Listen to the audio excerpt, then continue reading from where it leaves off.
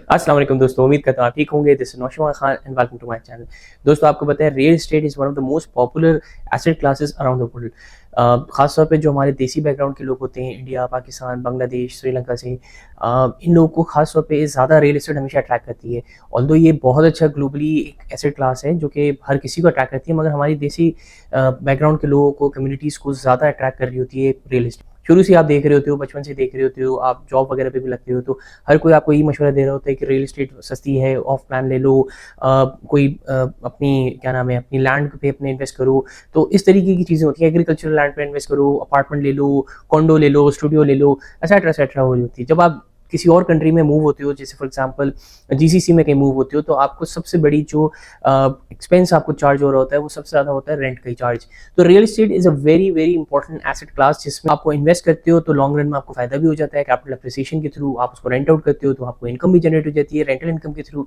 अगर आप किसी और के अपार्टमेंट में, किसी और की ज़मीन पे, किसी और की विला में या कहीं भी आप रह रहे हो, तो आप किसी और को रेंटल वो दे रहे हो, तो आपके एक्सपेंस शीट में भी वो आता है। तो ये आपके अपने ऊपर होता है कि आप इनकम में अपने इसको रखना चाहते हो, एसेट में रखना चाहते हो या एक्सपेंस में रखना चाहते हो। लेकिन दोस्तों, आपको पता है, अगर हम दुबई की बात करें दोस्तों, तो आपको पता है दुबई की real estate is a hot cake. दुनिया भर से ग्लोबली लोग यहाँ पे आते हैं इन्वेस्टमेंट के लिए। रियल एस्टेट यहाँ पे बहुत ज़्यादा बूम कर रही है over the last couple of years.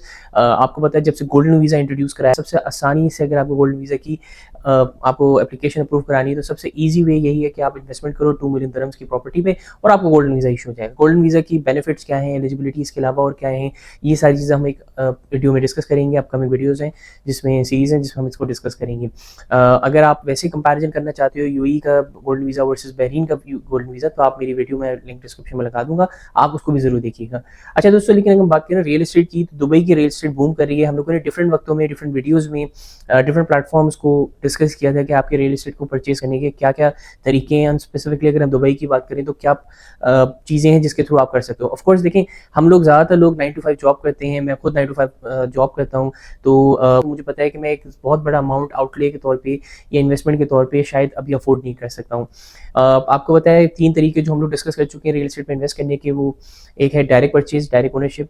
आपको डिपॉजिट थोड़ा सा अमाउंट रखना पड़ेगा, प्रॉबेबली 20% आपको डिपॉजिट में देना पड़ेगा, बाकी 80% आप मॉर्गेज करवा सकते हो लोन वगैरह लेके। अगर आप डायरेक्ट पूरी तरह अमाउंट अफोर्ड कर सकते हो तो आप पूरा अमाउंट एक साथ भी पे कर सकते हो। तो डिफरेंट ऑप्शन है। लेकिन मॉर्गेज के थ्रू अगर आप जाते हो तो ऑफकोर्स बैंक की उसमें आपके ऊपर लोन होगा, आपकी एज को, आपकी सैलरी को देखते हुए वो आपको अमाउंट अप्रूव करेंगे, वैल्यूएशन उसकी करेंगे। ऑफ प्लान्स में वो करते नहीं, आपको पता है कि सिर्फ से जो fully constructed, fully operational apartments होंगे या रियल एस्टेट होगा, उधर ही इन्वेस्टमेंट के लिए वो आपको अप्रूव करेंगे अपना मॉर्गेज का अमाउंट। जो ऑप्शन हम लोगों ने डिस्कस किए हैं वो रीट्स के बारे में डिस्कस किया है हमने बहुत दफ़ा। रियल एस्टेट इन्वेस्टमेंट ट्रस्ट होते हैं, स्टॉक एक्सचेंज पे लिस्टेड होते हैं। आप उस पर किसी भी स्टॉक मार्केट में किसी भी स्टॉक की तरह आप उसको ट्रेड कर सकते हो जहाँ जहाँ वो लिस्टेड हैं। उसके भी बेनिफिट्स एंड प्रोज वगैरह और इनको डिस्कस करना, यूएई के रीट्स को डिस्कस किया था हमने एक और वीडियो में, वो भी आप ज़रूर देखिएगा। उसके बेनिफिट्स क्या हैं, उसके क्या प्रोबेबल डिसएडवांटेजेस हैं, वो आप ज़रूर ऊपर वीडियो को देखेंगे तो आपको आइडिया होगा। तो तीसरा ऑप्शन आपको पता है दोस्तों, जो मेरा फेवरेट है, मोस्टली क्राउड फंडिंग। उस पर मैंने मल्टीपल वीडियोस बनाई हैं। मैंने डिस्कस किया आपके साथ स्टेक के बारे में, मैंने स्मार्ट क्राउड को डिस्कस किया, मैंने कंपैरिजन किया इनका, फिर मैंने प्रेपको ब्लॉक्स के बारे में डिस्कस किया, जो तीसरा एक प्लेटफॉर्म आया है। उसी तरीके से हम लोगों ने सारी चीज़ों को, प्लेटफॉर्म्स को डिस्कस किया और इन तीनों सारे ऑप्शंस को भी हम लोगों ने डिस्कस किया है। आज हम बात करेंगे प्रेपको ब्लॉक्स की ही एक सिस्टर या सब्सिडरी फॉर्म में अगर हम बात करें तो एक इनिशिएटिव है, एक नई ऑर्गेनाइजेशन है, एक नया प्लेटफॉर्म है जिसको उन्होंने लॉन्च किया है, जिसका नाम है प्रेपको मिंट के नाम से। Prypco is owned and founded by Amira Sajwani, who is the daughter of Hussain Sajwani, जो डमैक प्रॉपर्टीज़ के ओनर भी हैं, फाउंडर भी हैं, चेयरमैन भी हैं। ये उनका ब्रेन चाइल्ड है, उनकी जो बेटी है उनका ब्रेन चाइल्ड है ये अमीरा सजवानी का, जो कि शार्क टैंक दुबई में भी काफ़ी दफ़ा होस्ट बन चुकी हैं, जज बन चुकी हैं। एंड एक अपना एक स्टार्टअप उन्होंने प्रेपको के नाम से लॉन्च किया है। रिसेंटली उन्होंने अच्छी वैल्यूएशन पे अमाउंट भी रेस किया था, कैपिटल भी रेस किया था अपने स्टार्टअप के लिए। तो उसी तरीके से प्रेपको ब्लॉक्स जैसे क्राउड फंडिंग प्लेटफॉर्म है, इसी तरीके से उन्होंने प्रेपको मिंट के नाम से एक और इनिशिएटिव लॉन्च किया, द प्रेपको अम्ब्रेला। तो प्रेपको मिंट बेसिकली है क्या, मैं आपको थोड़ा सा ब्रीफली समझा दूँ। Prypco Mint firstly is a tokenization platform जो कि डीएलडी के साथ उन्होंने पार्टनरशिप पार्टनरशिप में किया है दुबई लैंड डिपार्टमेंट के साथ। डीएलडी की अगर हम बात करें, दुबई लैंड डिपार्टमेंट स्पेसिफिकली, वो बहुत टाइम से अपने इनोवेटिव चीज़ों को लेके आना चाह रहे थे। आप देखें, आपको traditional way of property purchase क्या है कि आपने एक जगह ले ली, अब उसको ब्रेक करने के लिए क्राउड फंडिंग भी हम लोगों ने लेके आया कि छोटे छोटे हिस्सों में आप छोटे छोटे शेयर्स में, छोटे छोटे ओनरशिप शेयर्स में आपको मिल जाए। लेकिन अब डीएलडी इस अपग्रेड करना चाहता है, तो उन्होंने टोकनाइजेशन का कॉन्सेप्ट लेके आया। टोकनाइजेशन क्या होती है कि आपकी पूरी की पूरी जो रियल एस्टेट है, या कोई अपार्टमेंट है, कोई विला है, कोई बिल्डिंग है जिसको आप परचेज करने आते हो, उसको डिफरेंट टोकन्स में वो ब्रेक कर देते हैं। जस्ट लाइक जैसे क्राउड फंडिंग में डिफरेंट शेयर्स में वो डिवाइड कर देते हैं फ्रैक्शनल ओनरशिप में, इसी तरीके से ये टोकनाइज कर देते हैं। आपको टोकन इशू हो जाता है, ब्लॉकचेन बैक्ड है ये, उसमें आपको टोकन इशू हो जाता है, आप टोकन के तौर पर उस टोकन के ओनरशिप होते हो उस विद इन दैट बिल्डिंग या अपार्टमेंट की जो होती है। अब tokenization is how is this different from crowdfunding, वो अभी हम थोड़ी देर में डिस्कस करते हैं। लेकिन अगर ब्रॉडली हम बात करें तो क्राउड फंडिंग में आपको एसपीवीज इशू होती हैं। टोकनाइजेशन जो डीएलडी से बैक्ड है, डीएलडी के साथ पार्टनरशिप में प्रोक्योरमेंट में है, तो इसमें आपको एसपीवीज इशू नहीं होंगे, इसमें आपको सर्टिफिकेट इशू होगा, डॉक्यूमेंट इशू होगा डायरेक्टली फ्रॉम डीएलडी, जो आपके नाम पे होगा उस ओनरशिप का, उस टोकन की ओनरशिप का, एंड ऑफ कोर्स एक बिल्डिंग का, अपार्टमेंट का, जिस तरह आप इन्वेस्ट कर रहे हो उसका होगा। तो बेसिकली ये मतलब एक बिल्कुल बेसिक डिफरेंस है। अगर मैं आपको बताऊं क्राउड फंडिंग प्लेटफॉर्म को एंड इसमें अगर प्रोक्योरमेंट में आप जाते हो तो क्या डिफरेंस है। इसके अलावा दोस्तों ये वारा से बैक्ड है, लाइसेंस है, इनको रेगुलेटेड है। वारा वर्चुअल एसेट्स रेगुलेटरी अथॉरिटी है यूएई की, जो कि इसी तरीके की वर्चुअल एसेट्स को रेगुलेट करती है, उससे लाइसेंस है और वो इसको रेगुलेट करते हैं। तो एक आपके पास एक फर्दर अथेंटिसिटी आ जाती है कि एक और लेयर ऑफ कोर्स रेगुलेशंस हैं और कंपैटिबिलिटी है और यहाँ के लोकल रूल्स एंड लॉज को फॉलो करते हैं। अपने प्रेपको ब्लॉक्स में इन्वेस्ट करना है तो मेरा रेफरल कोड आप यूज़ कर सकते हैं। क्राउड फंडिंग का प्लेटफॉर्म है, terms and condition of course इसमें अप्लाई होती हैं, मैंने लिंक डिस्क्रिप्शन में लगा दिया। ओनरशिप क्राउड फंडिंग भी आपको देती है, लेकिन इसमें आपको फायदा ये है कि डीएलडी बैक्ड सर्टिफिकेट आपको मिलेगा, जो कि डीएलडी खुद इशू करेगा आपको उस टोकन के अमाउंट के अगेंस्ट। टोकनाइजेशन से फायदा ये होगा, ये फुली ब्लॉकचेन पे अवेलेबल है, ट्रांसपेरेंसी है। डीएलडी की जो फीस होती है नॉर्मली हम 4% दे रहे होते हैं, इस केस में 2% आपको देनी है। तो एक आपके पास ऑफ कोर्स एक अपने आप में एक सेविंग हो जाती है कि 2% आपको डीएलडी की फीस ही कम देनी है। सेकेंडली दोस्तों, इसमें आप स्टार्ट कर सकते हो सिर्फ 2000 दरम से। मतलब आप सोचो कि अगर आपने 1 मिलियन की प्रॉपर्टी पसंद की है, उसमें आप सिर्फ 2000 दरम से ही इन्वेस्ट कर सकते हो और डिफरेंट प्रॉपर्टीज में इन्वेस्ट कर सकते हो अक्रॉस दुबई। डीएलडी अपने फोरकास्ट में ये बताया है कि वो एक्सपेक्ट करते हैं कि in the upcoming future 7% of entire real estate in Dubai will be under tokenization. तो टोकनाइजेशन के इतना पॉपुलैरिटी वो करते हैं कि 7% ट्रांजेक्शन टोकनाइजेशन की बेसिस पे होना शुरू हो जाएंगी इन द फ्यूचर।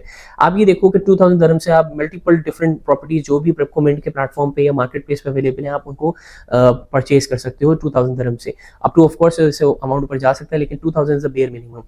इसके बाद आपको फीस कम करेगी, तो आपको चार्जेस भी एक नेट में देखिए तो कंपेयर करें क्राउड फंडिंग से या डायरेक्ट अगर आप परचेज करते हो तो उससे आपको 2% कम मिलेंगे, कम इनकर करोगे आप चार्जेस एक्सपेंस रेशियो में। बेसिकली आपको एक डिजिटल फॉर्म में ओनरशिप दे रही है उस रियल एस्टेट या उस प्रॉपर्टी की। और इससे आपको सबसे मेन फायदा ये है दोस्तों कि अगर हम क्राउड फंडिंग से या किसी और भी उसमें कंपेयर करें तो लिक्विडिटी भी एक बड़ा फायदा है इसमें। क्यों इसमें फायदा है? क्योंकि नॉर्मली अगर आप क्राउड फंडिंग में जाते हो तो 2 ईयर्स टू 3 ईयर्स आपका लॉक इन पीरियड होता है, जिसमें वो प्लेटफॉर्म अलाउ करता है फिर इवेंचुअली कि अगर आपके पास कोई विंडो आती है, एग्जिट विंडो, तो आप उसमें सेल कर सकते हो अपने शेयर को या अपने स्टेक को या अपने ओनरशिप उसकी सर्टिफिकेट को। लेकिन अगर हम बात करें इसमें प्रेपकोमेंट की, तो इसमें टोकनाइजेशन के फायदे से क्या है कि आपका सिर्फ लॉक इन पीरियड 3 मंथ्स है। अब आप सोचें कहाँ आप 2 साल तक वेट करते रहो कि यार अभी मुझे लिक्विडिटी इसको लिक्विडेट करना है अपने शेयर को, जो मेरे पास प्रॉपर्टी मैंने परचेज की हुई है क्राउड फंडिंग के थ्रू, उसको मैंने जो है अमाउंट को निकालना है अपना, वरना वो ब्लॉक रहेगा आपका ऑफकोर्स पैसा। लेकिन इसमें आपको फायदा क्या है कि आप जितनी दफ़ा उसको परचेज करो, सेल करो, 3 महीने के अंदर अंदर आप 3 महीने का 3 मंथ्स का लॉक इन पीरियड है, उसके बाद आप उसको सेल कर सकते हो, परचेज कर सकते हो। पूरे मार्केट प्लेस है जहाँ पे आप कर सकते हो। इसमें एक चीज़ बस आप देखो कि ऐसा नहीं है कि वो टोकन को आप जितने अमाउंट में चाहो बेच दो। ऑफ कोर्स जो डीएलडी की लेटेस्ट वैल्यूएशन होगी उस अपार्टमेंट की, उस बिल्डिंग की, उस विला की, उसकी बेसिस पे जो आपका टोकन की वैल्यू बनती है उससे मैक्सिमम 15% प्लस माइनस आप उधर लिस्ट कर सकते हो, उससे ज़्यादा नहीं कर सकते। जो भी वैल्यूएशन है डीएलडी की, जो एक्चुअल उसकी वैल्यूएशन है डीएलडी के मुताबिक उस प्रॉपर्टी की, उसके ऊपर आप 15 से प्लस माइनस कर सकते हो। तो ऑफ कोर्स अगर आपने फॉर एग्जांपल 2000 दरम की ही एक टोकन परचेज की, उसकी वैल्यूएशन बढ़ जाती है, कैपिटल एप्रिसिएशन हो जाती है, वो 3000 दरम्स की हो जाती है। 3000 दरम्स के ऊपर आप प्लस माइनस 15% ही सिर्फ उधर लिस्ट कर सकते हो। मतलब आपको एक कैपिटल एप्रिसिएशन ऑफ कोर्स हो गई है, क्योंकि डीएलडी ने उसको वैल्यूएट करके उसको उसकी वैल्यूएशन बढ़ा दी है, और उसके बाद आप उस पर 15% प्लस माइनस आप सिर्फ इन्वेस्ट करके उसमें कर सकते हो। इसमें देखिए दोस्तों, फायदा सबसे बड़ा ये है कि अगर आप टोकनाइजेशन की बात करें तो इस फ्रैक्शनल ओनरशिप के थ्रू आपको मंथली जो रेंटल इनकम है वो मिल सकती है, और आपको साथ साथ कैपिटल अप्रिसिएशन भी आपको इवेंचुअली जब आप सेल करते हो तो आपको हो सकता है। देखिए, आप अपना टोकन तो बेच ही सकते हो, लेकिन इसके अलावा क्या फ़ायदा है आपको कि अगर सारे के सारे टोकन ओनर्स जो टोकन जिनके पास हैं, वो अगर डिसाइड करते हैं, वोट करते हैं कि हमें ये पूरी रियल एस्टेट ही बेच देनी है या ये प्रॉपर्टी बेच देनी है, तो वो बेच सकते हैं। वरना ये है कि बेस्ट टाइम जो होगा, ऑप्टिमल टाइम होगा, जब आपको जब आपको मिंट दिखेगा कि सारे रिटर्न आ गया है, अच्छा रिटर्न आ गया है, लोगों को वैल्यू भी अच्छी हायर साइड पे है, उसके बाद वो बेचेंगे। आपको पता है प्रेपको एक प्रोफेशनल मैनेजमेंट भी आपको देती है रियल एस्टेट की, प्रॉपर्टी की। आपको टेनेंसी की कोई हैसल की ज़रूरत नहीं है, आपको कोई डॉक्यूमेंटेशन की ज़रूरत नहीं है, आपको इस तरीके की चीज़ों की ज़रूरत नहीं है कि जिसमें आप जो है ना अपने टाइम को लगाओ, वेस्ट करो। जब आप डायरेक्ट ओनरशिप होती है, डायरेक्ट प्रॉपर्टी होती है, तो आपको डॉक्यूमेंटेशन के लिए जाना पड़ेगा, आपको टैक्सेशन के लिए जाना पड़ेगा, आपको काफ़ी ज़्यादा पेपर वर्क करना पड़ेगा। उसके अलावा आपको अगर उसको रेंट आउट करना है तो आपको जो टेनेंट होगा उससे हैगलिंग करनी पड़ेगी, नेगोशिएशन करना पड़ेगा, उसकी मेंटेनेंस कॉस्ट होगी। यहाँ पे प्रेपको ये सारी चीज़ें मैनेज करता है, और साथ साथ आपको टोकन ओनरशिप भी मिल जाती है। Token ownership backed by, license by VARA और बैक्ड बाय डीएलडी है इटसेल्फ। तो ये बहुत ही एक्साइटिंग वक्त है दुबई के रियल एस्टेट के लिए, क्योंकि एक फ्यूचरिस्टिक, हम बोलते हैं अक्सर कि दुबई फ्यूचर में देखता है, एंड ऐसा ही हो रहा है कि उन्होंने टोकनाइजेशन के थ्रू अपनी रियल एस्टेट को टोकन में डिवाइड कर दिया। आपको मैं बता रहा था कि रेंट और जो कैपिटल एप्रिसिएशन होगी, अगर कोई उसकी वैल्यू बढ़ जाती है या अगर आप बेच देते हो, तो आराम से आपके प्रेपको मिंट के जो वॉलेट होगा उसी में आपके पास पैसा आ जाएगा, आप उसे विड्रॉ कर सकते हो। इसमें लेकिन एक चीज़ का आपको मैं बताता चलो, अभी इनकी कोई एप्लीकेशन, मोबाइल एप्लीकेशन नहीं है, इवेंचुअली ये लोग लॉन्च करेंगे। अभी ये सिर्फ वेबसाइट के थ्रू mint.prepco.com जो इनकी वेबसाइट है, आप गूगल भी कर सकते हैं, मैं लिंक डिस्क्रिप्शन में लगा भी दूंगा। उसमें जाके आपको साइन अप करना पड़ेगा, उसमें जाके आपको इन्वेस्टमेंट जर्नी स्टार्ट करनी पड़ेगी। ये जीसीसी की एंड स्पेसिफिकली यूएई की पहली टोकनाइज्ड प्लेटफॉर्म है जो कि यहाँ की गवर्नमेंट खुद इसको पार्टनरशिप में सपोर्ट कर रही है और प्रमोट कर रही है, जिसकी वजह से आपने देखा कि 2% कम फीस हो रही है, ऑलमोस्ट हाफ हो गई फीस जो डीएलडी की नॉर्मली चार्ज करते हैं। साइन अप करने के लिए 2-3 चीज़ें चाहिए। आपको बैंक स्टेटमेंट चाहिए होगी अपनी, ऑफ कोर्स आपको लोकल बैंक की ज़रूरत है, एमिरेट्स आईडी आपको चाहिए होगी, प्रोबेबली आपको यूटिलिटी बिल्स भी शायद चाहिए हो, ताकि आप अपना प्रूफ कर सको कि आप यहाँ के लोकल रेजिडेंट हो। तो दोस्तों, ये आपका फ़ायदा है। और इसी तरीके से I hope you like the video and thank you for watching the video till the and. I hope आप इस प्लेटफॉर्म को एक्सप्लोर करेंगे।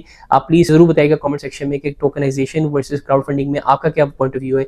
And thank you for watching the video till the end. Until next time, अल्लाह हाफिज़।